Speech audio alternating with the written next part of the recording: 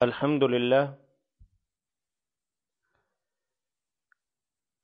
للہ رب العالمین والصلاة والسلام علی سید الانبیاء والمرسلین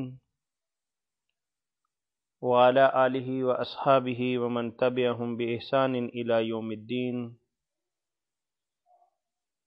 اعوذ باللہ السمیع العلیم من الشیطان الرجیم،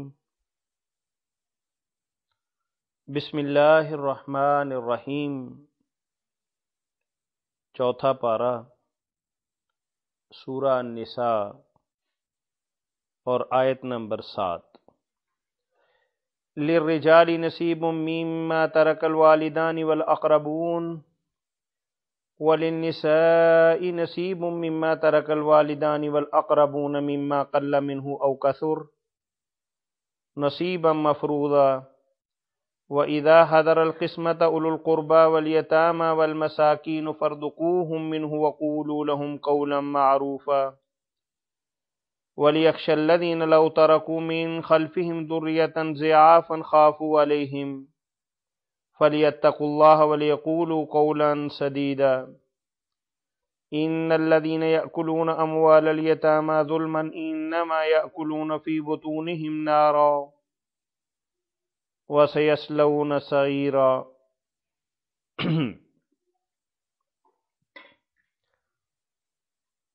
محترم سامعین، سورہ نساء کی ان آیات مبارکہ کے اندر اللہ وحدہ لا شریک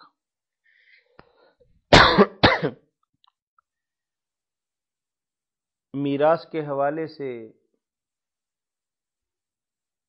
جو ان کا حصہ بنتا ہے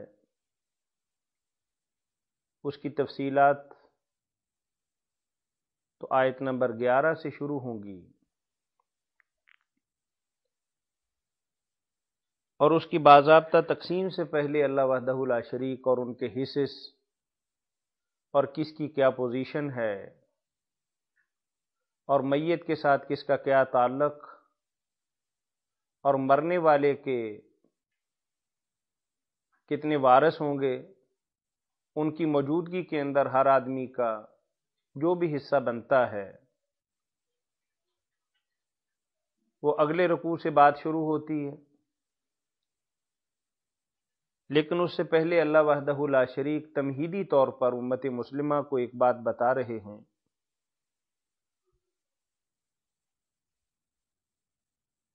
کہ چونکہ اسلام دین فطرت ہے اور یہ اللہ کی طرف سے آنے والا آخری دین ہے، اور اس دین اقدس سے پہلے جتنی بھی معاشرتی برائیاں، اخلاقی جرائم اور مالی بے تدبیریاں اس کائنات کے اندر کار فرما تھیں، اللہ عز و جل ان تمام کو ختم کر دینا چاہتے ہیں۔ اور چونکہ بحیثیت مسلمان ہم سب کا اعتماد اور یقین اور ایمان اس بات پر ہے کہ اللہ کی کتاب انسانی حوائج اور ضروریات کے حوالے سے لا یغادر صغیرۃ ولا کبیرۃ، ہر بات کو واضح الفاظ کے اندر اور بغیر کسی لگی لپٹی کے اللہ وحدہ لا شریک بات کو بتا دینا چاہتے ہیں۔ چونکہ پہلے تو ایسا تھا کہ ایک نبی آ گئے، آسمان سے کتاب بھی نازل ہو گئی، اگر اس کے اندر معاشرتی طور پر اخلاقی اعتبار سے، سماجی اعتبار سے، مالی اعتبار سے کوئی کمی بیشی، اس کی اصلاح کے لیے اور پیغمبر آنے تھے، صحیفے بھی نازل ہو رہے تھے، یہ اللہ کی مرضی اور مشیت اور ارادہ تھا۔ لیکن جب اللہ وحدہ لا شریک نے یہ ارادہ کر لیا کہ نبی کریم صلی اللہ علیہ وسلم کی ذات اقدس کے بعد کوئی ہادی، کوئی پیغمبر، کوئی رسول نہیں آئے گا، اور قرآن کریم کے بعد کوئی آسمانی دستور اس کائنات کے اوپر نازل نہیں ہوگا۔ اللہ نے اس کا دروازہ بند کر دیا، اور ظاہر ہے کہ انسانیت نے تو نہ جانے کتنی اور صدیاں اس کائنات کے اندر اللہ کے نبی صلی اللہ علیہ وسلم کی بعثت مبارکہ یا قرآن کے نزول کے بعد زندگیاں گزارنی ہے، تو اللہ وحدہ لا شریک نے ایک آفاقی نظام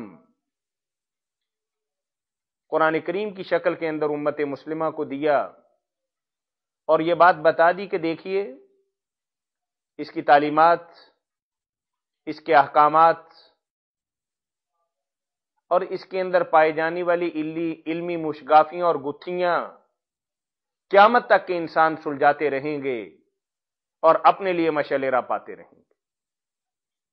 تو آپ دیکھیے کہ اللہ وحدہ لا شریک نے کیسے یہ بات بتا دی کہ بھئی پہلا زمانہ گیا کہ زور آور کمزوروں کی جائیدادیں ہتھیا لیتے تھے، ان کے مال و اسباب پر قبضہ کر لیتے تھے، یا بڑا بیٹا ہی مورث اعلی جانشین اور ولی عہد سمجھا جاتا تھا، اور وہ جو چاہتا کر سکتا تھا، اور باقی چونکہ چھوٹے تھے اور کمزور تھے ان کا حق مار لیا جاتا تھا۔ یہ تو مردوں کا معاملہ تھا، اور عرب معاشرے کے اندر آپ جانتے ہیں کہ بچیوں کو زندہ درگور کر دیا جاتا تھا، وہ صرف اس لیے کہ ایک تو آر کا باعث نہ بنے اور ایک جائیداد کے اندر وارث نہ ہو جائے۔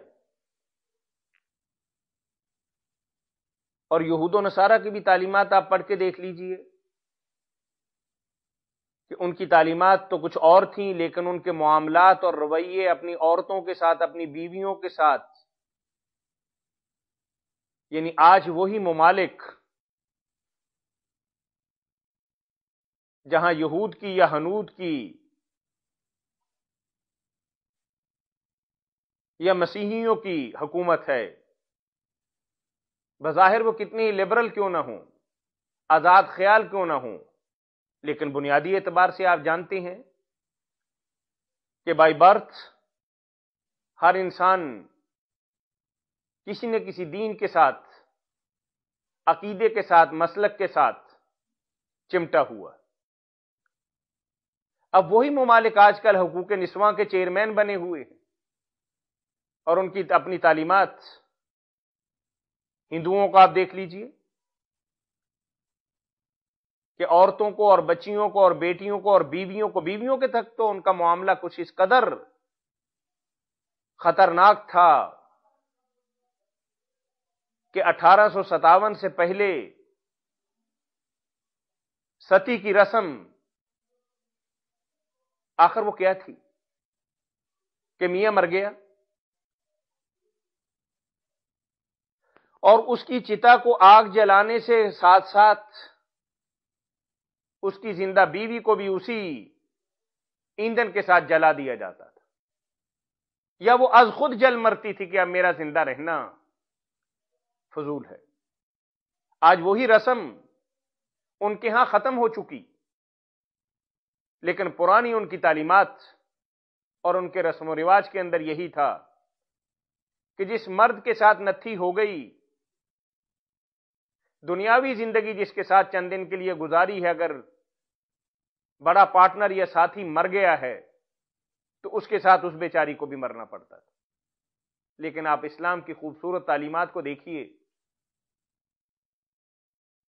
کہ اگر میاں مر گیا تو اسلام بھی مرنے والے کے حقوق کا تحفظ کرتا ہے، اس رشتے کا پاس کرتا ہے، اور احترام کرتے ہوئے اس بیوی کو مجبور کرتا ہے کہ جس کی زوجیت کے اندر تو بیوہ ہوئی ہے، خواہ تمہارے تعلقات کیسے ہی کیوں نہ تھے، اب کچھ مدت تک کے لیے 4 ماہ 10 دن تمہیں اپنے رویے کو بہت ہی باوقار رکھنا ہوگا، برکیلے لباس سے بچنا ہوگا، زیب و زینت اور آرائش کے سامان سے اپنے آپ کو بچانا ہوگا، اور نئی شادی تو بہت دور کی بات ہے۔ ان دنوں کے اندر منگنی وغیرہ کی رسومات یا منہ سے بھی بات پکی کرنے کا تمہیں اختیار نہیں کہ تمہارا جیون ساتھی دنیا سے چلا گیا، یہ تو اللہ نے تم پر کرم کیا کہ اس کے ساتھ تمہیں جلا نہیں دیا گیا، دفنا نہیں دیا گیا، لیکن تھوڑا سا تو اس کے نام کا پاس رکھنا ہوگا۔ جس کے ساتھ تو نتھی ہو گئی تھی، 4 مہینے 10 دن مزید اس کے نام پہ بیٹھی رہو، اور اس کے بعد تو آزاد ہے، جائز کسی بھی مرد کے ساتھ شادی کر سکتی ہے۔ اور آج جو جائز زیب و زینت سے اسلام تمہیں احداد کی وجہ سے، سوگ کی وجہ سے، بیوگی کی وجہ سے منع کرتا ہے، یہ ساری حدود و قیود اور پابندیاں تم سے اٹھا لی جائیں گی۔ تو المختصر اللہ وحدہ لا شریک یہ بات بتا دینا چاہتے ہیں کہ مردوں کے بھی حقوق ہم نے طے کر دیے، اور صنف نازک جس کے نام کی تم مالا جپتے ہو اور پوری دنیا کو گمراہ کرتے ہو اور بھڑکاتے ہو اور اکساتے ہو، تم نے کیا کرنا اس کے لیے؟ آج تک تو تم نے اسے شمع محفل بھی بنا کے رکھا، اپنے جسم و جان کی تسکین کا سامان بنا کے رکھا۔ ہم ہی اس کے خالق اور مالک اور پیدا کرنے والے اور پروردگار عالم ہیں، اور ہم ہی اس کے لیے ضابطہ اور اس کا تحفظ کرنے والے، قانون بنانے والے۔ یعنی جب آپ ترجمے کے اندر دیکھیے گا تو اللہ فرما رہے ہیں کہ دیکھیے تمہاری علمی موشگافیاں اور تمہارے قانون دھرے کے دھرے رہ جائیں گے، یہ بات ہم بتا رہے ہیں، ہم تم پر مسلط کر رہے ہیں اور واجب قرار دے رہے ہیں کہ مردوں کا بھی حق ہوگا اور عورتوں کا بھی حق ہوگا۔ یہ حق تم نہیں دے رہے۔ اگر عورت اپنے ماں باپ کے مال میں سے حصے دار بن رہی ہے، جس کی تفصیل اگلی آیات مبارکہ کے اندر آئے گی، اگر عورت اپنے میاں کے مال میں سے حقدار بن رہی ہے، یا عورت اپنے بیٹے کے مال کی حقدار بن رہی ہے، تو نہ بیٹے کا احسان ہے نہ میاں کا احسان ہے، اور اللہ فرما رہے ہیں کہ والدین کا بھی کوئی احسان نہیں۔ یہ تو ہم مقرر کرنے والے ہیں، ہم طے کرنے والے ہیں۔ اور پھر جب مال تقسیم ہو رہا ہو، آج کل تو پتہ بھی نہیں چلتا کہ مال تقسیم ہو گیا، کیونکہ مال کے تقسیم کرنے کی نوعیت ہی مختلف ہو گئی، کہ روپیہ ہے کہ بینک کے اندر پڑا ہے یا گھر کی تجوری کے اندر محفوظ ہے،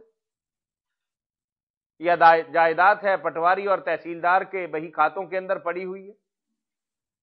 آپ عدالت کے اندر جا کے بیان دیتے ہیں اور حقداروں کے نام لکھواتے ہیں تو آپ کا معاملہ حل ہو جاتا ہے۔ تجوری میں پڑا ہے مال تو بیٹھ کے تقسیم کر لیتے ہیں، بینک میں دولت پڑی ہے تو جو بھی طریقہ کار ہے اس کے مطابق اپنی اپنی رقم آپ لوگ وہاں سے نکلوا لیتے ہیں۔ لیکن سینکڑوں صدیاں پہلے نہ بینک تھے، نہ بہی کھاتے تھے، نہ تحصیلدار اور پٹواری تھے۔ جو تمہاری جاگیر ہے، تمہاری چار دیواری ہے اور تمہارا قبضہ ہے، اس قبضے کو دینے کے لیے 150 آدمیوں کو بھی اکٹھا کرنا پڑتا تھا، غلے کی تقسیم کے لیے بھی ڈیروں آدمی آ جاتے تھے، ایک تماشا بن جاتا تھا۔ اور جب اس طرح کا واقعہ ہو تو دور کے رشتہ دار بھی آ ٹپکتے ہیں، غریب اور مسکین بھی آ جاتے ہیں کہ چلیں شاید کچھ ہمیں بھی مل جائے، کچھ تقسیم کرنے لگے ہیں، تولیں گے، کچھ پلے داری کر لیں گے، کچھ اسباب اٹھائیں گے، اور کچھ وہ لوگ شریف آدمی ہیں ترس کھا کر ہمیں کچھ دے دیں گے۔ اللہ کہتے ہیں کہ کچھ لوگ آئیں گے، کچھ تو رشتہ دار بھی ہوں گے،